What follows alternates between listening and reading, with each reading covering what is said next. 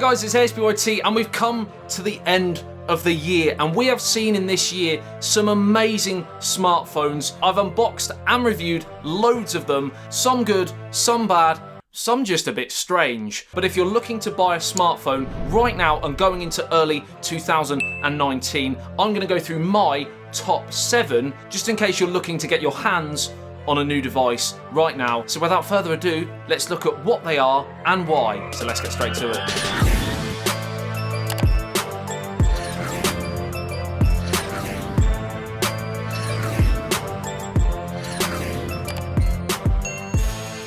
Now, because I have reviewed all of these in great detail, I'm not going to be spending too long on each. I'm going to be trying to do this as quick as possible so that you guys can just get a rough overview. If you want more detail, the videos are on the channel already. Now, I will leave links to all of these products in the video description below, so if you are interested in going through and getting more information or indeed purchasing them after watching this video, you can go and do that. Firstly, because it is the holiday season, I am going to be giving away a Lenovo Z5 Pro smartphone. I will be running the giveaway over on my Instagram account, ASB_YT. All the information will be left over there. So good luck and happy holidays if you are celebrating. So starting with the first smartphone, we have here, in my opinion, the best sub $200 phone. And that is, of course, the Xiaomi Mi A2. Now, the reason why I love this phone is because it's stock Android. It's part of the Android One program. It's got a pretty great camera again for the price. This variant's got 4GB of RAM, 64GB of storage, 5.99-inch Full HD display, Snapdragon 660 SoC, so while it's not the 800 series, it certainly is still a very, very good mid-range piece of kit. This phone also has the most clicky buttons, in my opinion, on the market. The best buttons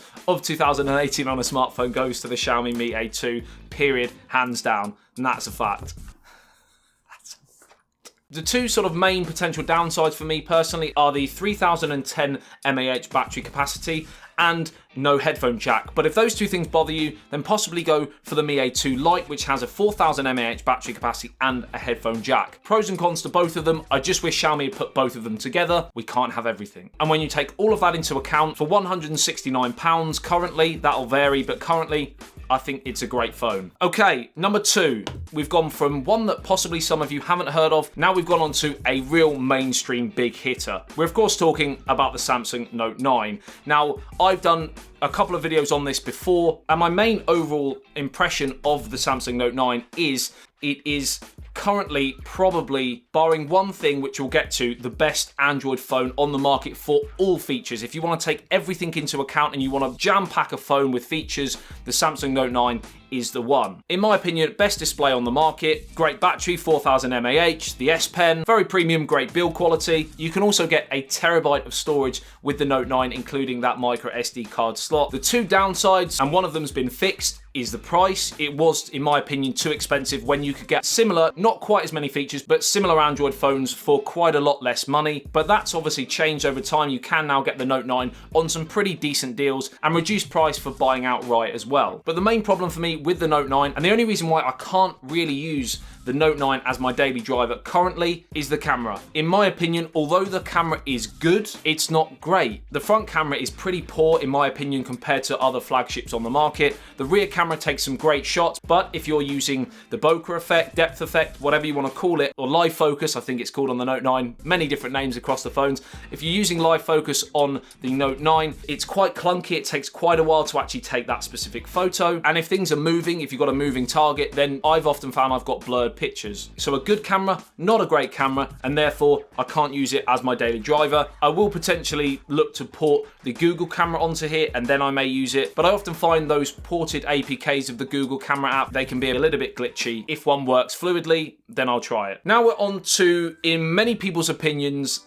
the best all-round phone when you take into account money and you take into account features, and that's of course the OnePlus 6T.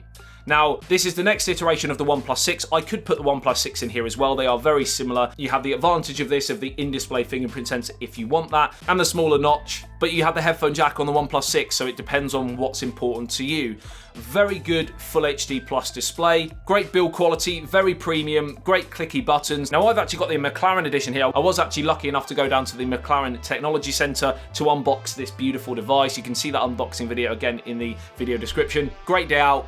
Great phone. $499 the original OnePlus 6 retails for, so it is slap bang in that sort of mid-range price bracket, but it has a Snapdragon 845. This one has 10 gigabytes of RAM, which is a bit overkill, but the other variants have 6 gigabytes and 8 gigabytes. Storage options, 128 and 256 gigabytes, so plenty of storage on a smartphone. Yes, it doesn't have micro SD card expansion. OnePlus will tell you it's to kind of optimize the speed of the device, because certain micro SD cards, especially if they are poor quality ones, can often have detrimental effects to the performance of a smartphone, and that's why they tell you they don't do it. Whether you believe that or not is your decision. Again, a pretty great camera, but not the best camera. Like I said, it's a halfway house between getting the most out of a smartphone and getting the best price. And there's another one similar, which we'll get to. Right, so briefly with the OnePlus 6T, we talked about good value for money. I can't really say that about our next phone. Now, I have to include the iPhone XS Max here in this lineup, simply because although I think it's overpriced, I've said that before, it's built very well. iOS, whether you like it or hate it, is a very fluid operating system. If you're in the Apple ecosystem,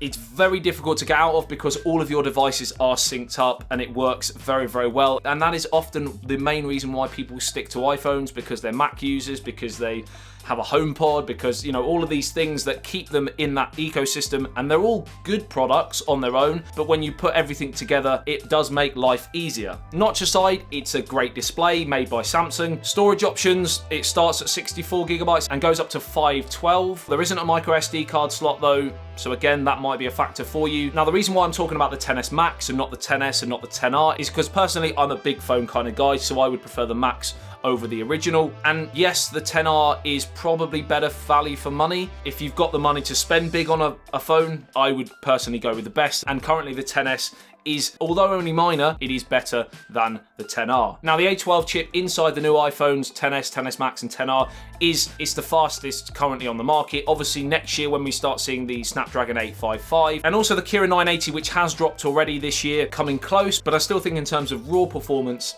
it's probably the best. Also, in terms of glitches and crashes and just working as a smartphone, I say this a lot, because the hardware and software is made by one company, it just gives Apple the edge in that department. It's got a great camera. Some people will say it's the best camera on the market. I don't quite agree with that, but I certainly think it's one of the top sort of three. My one main problem is I think they've got the saturation completely wrong. It's far too warm. Every single time I would take a shot of somebody's face or my face, the reds and the oranges just come out too much in my opinion. And the camera app, which is another problem, if you could edit the setup of the camera and bring those temperatures down, I would probably use this as a lot of my shots for social media. But currently in this state, I think there's better. Okay, so the fifth phone on this list is one that's going to go to, in my opinion, the most beautiful, experimental, and just a great phone. And this could have gone to a few different companies, the likes of Vivo with the Vivo Next, and of course the Oppo Find X, but I think they priced themselves on release far too high. And this is where I think the Xiaomi Mi Mix 3 really works as a product. This phone currently comes in, again, like with the OnePlus 6T, at around the £500 mark, cheaper in certain regions as well. And I think that is a really, really good price for what this phone delivers. Not only do we have this beautiful ceramic back, one of, if not the fastest fingerprint sensor on the market, a great camera, again, not the best camera, and we have the fully bezel-less display due to the fact that we have, of course, the slider mechanism. So in there houses the front-facing camera and all of the sensors, etc., which means that, of course, we don't have to see them on the screen. There is no notch, there is no motorized part, which is another reason why, outside of the price, that the Oppo Find X, for example, doesn't make my list, is because I honestly feel that the slider mechanism will probably be more durable than a motorized moving part. It's a lot more solid as well than the Oppo Find X, which has been known to bend, break quite easily. Now, the potential downside is battery. It's 3,200 mAh, which while I feel, like I said in my review, it outperforms that tag due to its optimization, it's still not quite as good as the Samsung Note 9, the OnePlus 6T as an example. Another possible downside is it's quite a heavy phone due to that ceramic, so if you want a light phone, then don't get this. Possible beautify problems in terms of it smoothing out the face, for example, on selfies. You can tone it down a bit, but it's still a bit present in the software. Not something that would stop me buying it, but just again, something to note. And all in all, again, another brilliant smartphone that's been made this year. So we have 2 left, actually 8, because there's a bonus one as well. Next up, we have, in my opinion, and this will vary, and DxO Mark won't tell you this, I still think currently what Google have done with the software makes this one of probably the top 2 smartphone cameras on the market. There's no surprise that a lot of people are downloading the Google camera app onto different smartphones in order to improve and enhance what their smartphone has. And while the rest of the features of the Google Pixel 3 and 3 XL are a little bit disappointing, I wanted more from Google in terms of their smartphones this year, and it just didn't quite deliver. If camera is paramount, if stock Android is paramount, then get the Google Pixel 3 or 3 XL. If battery's important, don't get the Pixel 3 XL. Design, I'm split, to be honest, because the back I really like, the front, as you well know, and I've actually quite a nice wallpaper to hide it. Let's see if we can find it. There it is. There it is. I know it's been overplayed, but I honestly don't know what the design team were thinking on that front panel. The chin's not exactly small either, so I like the way it feels in the hand. It's nice and light. The back, like I said, looks great. The camera's great. The stock Android 9 is great, but there's a lot of other things that I would personally improve. But nevertheless, for those 2 main reasons that I've mentioned, it has to be on my top list because, again, in my opinion, I've probably said that about 16 times. In my opinion, it's one of the top 2 cameras. So our last smartphone is coming, followed by our honourable mention, and it is, of course, the Xiaomi Poco Phone F1, ladies and gentlemen. It had to be, didn't it? And the reason why the Poco Phone F1 is on the list and is overall, out of all of these, in my opinion, I've said it again, in my opinion, the Poco Phone, it's been a long video, the Poco Phone F1 it has to be the breakthrough smartphone of the year, the best smartphone for the price, because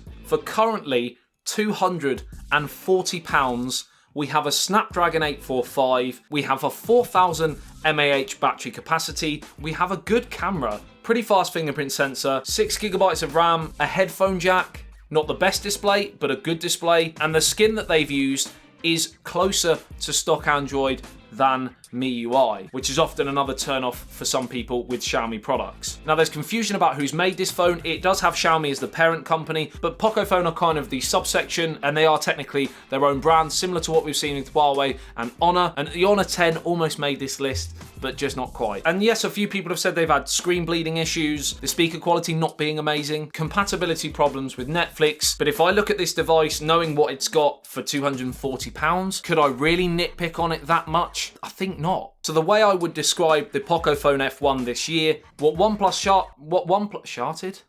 What happened to you? But Ruben, I'm in a situation here. We have to leave now. Well, no, can we stay a couple more minutes? But dude, no. This is serious. I just sharted.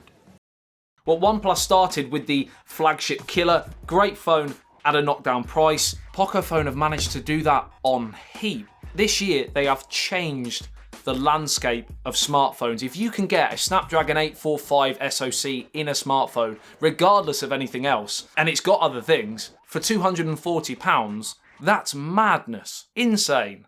Brilliant. Top phone. And finally, my honourable mention, my bonus smartphone, if you like, is the Huawei Mate 20 Pro. Now, the reason why it's bonus is because I currently don't have it, but I have friends that have it, I have used it, and honestly, the phone is great. Yes, there's been issues potentially with Gluegate, with green screen problems, and while that could be a bad problem if you have it, there's a lot of great things about that phone as well. It's got a beautiful design, the camera's amazing, the Kirin 980 SoC is lightning quick, and it has been one of the most popular smartphones that has come out this year. As a result, it has to go on the list. So we have 8. We have my top 8 right here. This is where I want to hear from you guys. Let me know in the comment section below which of these 8 is your favorite, or is there one not on here that I missed off? Because to be fair, I could have put 15 on here, 20 on here, because there has been loads of amazing smartphones released this year. I had to condense it into one video, so unfortunately, these are the 8 that I've chosen. All of these will be left in the video description below. So if you want to go through, get more information, or indeed purchase any, you can do that. Like and share if you did enjoy this video and found it helpful. Subscribe and hit that notification bell if you're new to the channel and want to be notified every time I post a video on anything tech. Pretty much daily content here on YouTube. I love you and leave you. I'll see you in the next one. Send you on TP. Peace out.